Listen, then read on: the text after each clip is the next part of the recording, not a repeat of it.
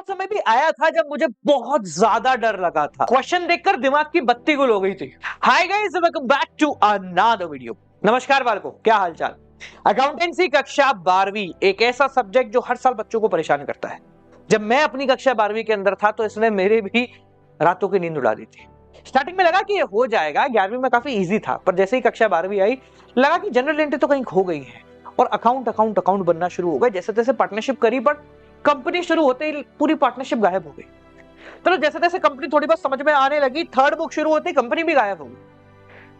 और जब ये सारी चीजें मुझे समझ में आना शुरू ही हुई थी तब तक तो बोर्ड एग्जाम आ गए। ठीक है, एक महीना अगर मैंने कुछ चीजों के ऊपर नहीं लगाया होता तो यकीनन अकाउंटेंसी में अच्छे नंबर नहीं आते। और ये बात मैं हवा में नहीं बोल रहा हूं। जब मेरा पहला प्री बोर्ड हुआ था तो मुझे आज भी याद है, मेरे टीचर ने अलग से बुलाया था कि भैया तेरे को क्या हो गया है। हमारे पिताजी को बुलाया कि एक अच्छा स्टूडेंट शायद एवरेज से भी नीचे चला जाएगा। मुझे आज भी याद है 80 नंबर का वो पेपर था और मेरे करीब 30 नंबर आए थे और सबसे ज्यादा बुरा मुझे ही लग रहा था, क्योंकि मुझे पता था कि शायद मैंने कुछ ऐसी बड़ी बड़ी गलतियां कर दी हैं जिस वजह से ये हुआ है, पर अगर इन गलतियों को सुधार सकूं तो बेहतर हो जाएगा। और एक महीना मैंने लिया और उन चीज को सुधारा, और सुधारने के बाद कुछ इतना बेहतर किया कि पूरी क्लास के अंदर टॉपर्स में नाम आ गया था।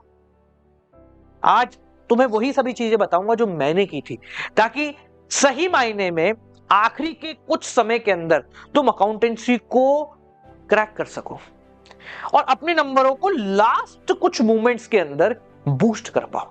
ये तुम्हारे लिए बहुत ज्यादा जरूरी है।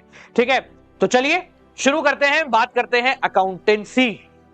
हाँ, वही चीज जो हमें परेशान करती है उसकी। चलो शुरू करते हैं। देखो, सबसे पहले जब मेरे साथ ऐसा हुआ तो मैं बहुत रोया। एक ऐसा समय भी आया था मेरे साथ जब मैं अपने घर की सीढ़ियों में बैठकर इतना रोया कि यार नहीं होगी अकाउंटेंसी, नहीं हो रहा है। पर पता है, रोने की एक सबसे अच्छी फायदा है रोने का कि जब आप रो लेते हो ना तो कुछ और करने को बचता नहीं है और आपका माइंड पूरी तरीके से क्लियर हो जाता है। शायद मेरे साथ भी ऐसा ही हुआ। आधा घंटा रोने के बाद जब मैं खड़ा हुआ तो मुझे लगा कि क्या करना है, सबसे नीचे तो आ गए, अब इससे नीचे तो कुछ है नहीं। तो एक काम करते हैं, फिर से शुरू करते हैं और इस बार पहले से बेहतर करेंगे। और वो कोई भी गलती हम करेंगे ही नहीं जो गलती हमने पहले कर दी है। इसी भरोसे से, इसी विश्वास से मैंने अकाउंटेंसी की शुरुआत वापस करी और इस बार छोटी छोटी गलतियां हटाई। गलती नंबर 1, जब मैं अकाउंटेंसी पढ़ रहा था, पहला ही चैप्टर मान लेते हैं, चैप्टर का नाम था फंडामेंटल्स ऑफ पार्टनरशिप, तो उसमें करीब 90 क्वेश्चन है। जब मैंने वो क्वेश्चन पढ़ना शुरू करे तो मुझे एक पॉइंट के बाद ऐसा लगता था कि यार सेम ही चीज क्या रिपीट कर दी। फिर वापस पढ़ा, सेम ही चीज क्या रिपीट कर दी, फिर वापस पढ़ा, हाँ इसमें कुछ नया है। जब दूसरी बार मैंने अकाउंटेंसी को पढ़ना शुरू करा तो मैंने जो सेम चीजें थी ना उनको स्किप करना शुरू करा।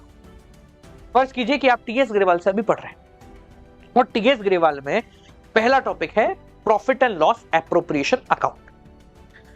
जब हमने profit and loss appropriation account में हाथ लगाया तो पहला क्वेश्चन करा, क्योंकि बिल्कुल नया था, विदाउट मेकिंग एनी फॉर्मेट मैंने सिर्फ सॉल्यूशन करने पे दिमाग लगाया। हम लोग जनरली सबसे बड़ी गलती ये करते हैं कि अकाउंटेंसी करते हैं ना, फॉर्मेट के ऊपर बहुत ध्यान देते हैं। हाँ, फॉर्मेट बहुत ज्यादा जरूरी है, बिना उसके नंबर नहीं मिलते। पर जब हम बिल्कुल रॉक बॉटम में होते हैं ना तो हमारी पहला फोकस होता है कि कॉन्सेप्ट क्लैरिटी है, फॉर्मेट तो बन जाएगा।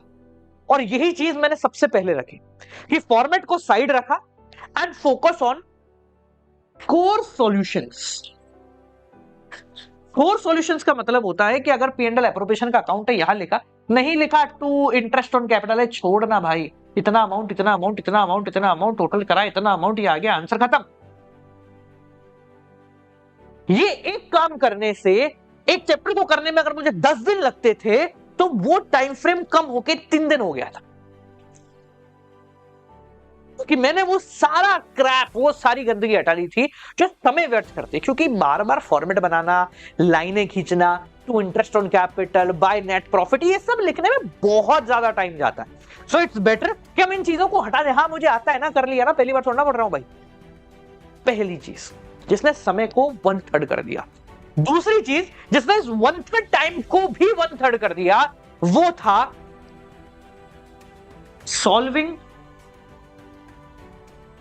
Questions that I always fear of. Generally accountancy है ना, हमें डराती है, और इस बात में कोई दो राय नहीं होगा कि जब हम अकाउंटेंसी को रिवाइज करते हैं तो हमें पहले से पता होता है कि ये वाला क्वेश्चन मुझसे हो जाएगा और ये वाला क्वेश्चन मुझसे नहीं होगा। बस हम खुद को धोखा देते हैं। जब आखिरी टाइम था ना मेरे पास, मैंने खुद को धोखा देना बिल्कुल बंद कर दिया। मैंने कहा सच बोलूंगा खुद से, दुनिया से कितना ही झूठ बोल लो, पर अगर आप खुद से सच बोल सकते हो तो दुनिया में आपको कोई नहीं हरा सकता। ये मैंने खुद ने समझा। तो मेरे सामने मान लीजिए P&L एप्रोप्रिएशन के 5 क्वेश्चन है आपकी बुक में। जब मैंने पहला क्वेश्चन करा, भाई ऐसा नहीं कि सभी आते तो नहीं करा, पहला क्वेश्चन करा, हो गया। फिर मैंने दूसरे क्वेश्चन को पढ़ा, मुझे लगा ये तो बहुत आराम से हो जाएगा, तो मैंने उस क्वेश्चन को नहीं करा। फिर मैं तीसरे क्वेश्चन पे गया, पढ़ा, मुझे लगा कि यार शायद ये हो सकता है या शायद फंस जाऊंगा, तो मैंने उस क्वेश्चन को करा। यानी कि उन सभी क्वेश्चन को मैंने साइडलाइन कर दिया जो मेरे हिसाब से बहुत आराम से हो जाएंगे, और उन क्वेश्चंस पे फोकस किया जो मेरे हिसाब से मुझे डराते हैं। क्योंकि अगर हम जीतना चाहते हैं तो सबसे पहले खुद के अंदर के डर को खत्म करना पड़ता है, और ये काम अगर आपने अकाउंटेंसी में कर लिया ना, तो आपसे बेहतर अकाउंटेंसी में नंबर कोई नहीं ला सकता। जनरली हम क्वेश्चंस को देख के ऐसा सोचते हैं कि यार ये क्वेश्चन नहीं होगा, बहुत मुश्किल आएगी, और हम फिर धीरे से उस क्वेश्चन को साइड कर देते हैं। यकीन मानो अगर तुमने उस क्वेश्चन को कर लिया ना, तुम्हारा कॉन्फिडेंस इतना ऊपर चला जाएगा कि उसको नीचे लाने की हिम्मत किसी में नहीं होगी। ये काम मैंने किया, और जिस चैप्टर में जो 90 क्वेश्चन थे वो कम होके मात्र 25 क्वेश्चन रह गए। और वो 25 क्वेश्चन वो थे जो पहला क्वेश्चन मुझे कॉन्सेप्ट समझाता था, दूसरा क्वेश्चन मुझे थोड़ा सा डराता था, तीसरा क्वेश्चन मुझे बहुत डराता था। और जब ये तीनों मैंने कर लिए ना, तो अंदर से कॉन्फिडेंस इतना ऊंचा आ गया कि अब मुझे कोई नहीं हरा सकता। नो वन, कोई भी नहीं। तो आपको क्या करना है, उन क्वेश्चन पे फोकस करना है जिनसे आपको डर लगता है। तीसरी और सबसे बड़ी गलती जो हम लोग करते हैं, देख अकाउंटेंसी है ना, सिर्फ न्यूमेरिकल का खेल नहीं है। Accountancy is also about the concept. क्योंकि क्या होता है, हम लोग न्यूमेरिकल करके भूल जाते हैं, अपनी गलतियां बार बार दोहराते हैं, और ये सबसे बड़ी प्रॉब्लम है। हारता वो नहीं है जो गलती करता है, हारता वो है जो गलती करके उसको सही नहीं करता है। और यहीं से मैंने तीसरा ऐसा काम किया जिसने मेरी जिंदगी बदल दी और अकाउंटेंसी का डर बहुत दूर कर दिया, और वो था writing down my mistakes with concept. क्या बोला? Writing down my mistakes with concept. मैंने जिस भी क्वेश्चन में जो जो गलती की, फर्ज कीजिए कि पहला मैंने क्वेश्चन उठाया और उसमें गलती से मैं इंटरेस्ट ऑन ड्राइंग देना भूल गया, तो मैंने एक अलग कागज पे लिख लिया कि इंटरेस्ट ऑन ड्राइंग रह गई है। पता है इससे क्या हुआ? अगले क्वेश्चन में मैं कुछ भूलूं या ना भूलूं, इंटरेस्ट ऑन ड्राइंग नहीं भूलनी है, ये एक पेपर पे लिखा हुआ है। आपको सिर्फ अपनी गलती लिखनी है। Writing down your mistakes and concept. जब कॉन्सेप्ट की बारी आती है तो क्या आपको पता है कि एडमिशन के चैप्टर में गुडविल को लेके कितने केसेस हैं? क्या आपको सारे केसेस मुझबानी याद है? क्या आपको सारे केसेस के बीच का डिफरेंस याद है? नहीं याद ना? तो अगर क्वेश्चन आ जाएगा तो कैसे आप आइडेंटिफाई करोगे हाँ ये वाला केस है? क्योंकि हमने अकाउंटेंसी के कॉन्सेप्ट्स को कहीं लिखा ही नहीं है। तो एक साइड में पेज ले लो जिसके ऊपर अकाउंटेंसी की पूरी नोट्स या कॉन्सेप्ट वाली चीजों को लिख लो। इससे होगा क्या कि जब भी आपको चैप्टर रिवाइज करना पड़ेगा तो आपको मुश्किल नहीं होगी। यू वोंट फील टेंशन कि यार ये कैसे हो गया है। ठीक है, तो आपको सारे कॉन्सेप्ट लिख लेने हैं। सर अगर हमें अब समय नहीं बचा है और हम लिखना चाहते हैं तो बड़ा सिंपल है। मैंने जो हमारा मेन चैनल है उस पे अकाउंट्स के हर चैप्टर की वन शॉट डाल रखी है। उस वन शॉट को गो थ्रू कर, उस वन शॉट में सारी कॉन्सेप्ट कवर करा रखे, एक एक तो उसमें जो जो बोर्ड पे लिखा हुआ है या जिसको मैं लिख रहा हूं बोर्ड पे, वो सारी चीजें एक पेपर पे लिख लो। तुम्हारा काम बहुत ज्यादा आसान हो जाएगा और तुम्हें रिवाइज करने के लिए उसको ही पढ़ना पड़ेगा एंड यू आर डन। और जिन लोगों के पास हमारी वाली हेल्प बुक है, ये वाली मेजरली लोगों के पास तो होगी, तो आपको इस हेल्प बुक के साथ चार्ट्स मिले हैं अकाउंटेंसी के, ठीक है। फॉर एग्जाम्पल, एक मिनट रुको मुझे निकालने दो। ये जैसे बिजनेस स्टडीज का चार्ट है, ऐसे ही आपको अकाउंटेंसी का भी चार्ट मिला है। ये बीएसटी का है पर ऐसा ही अकाउंटेंसी का भी चार्ट आपको मिला होगा।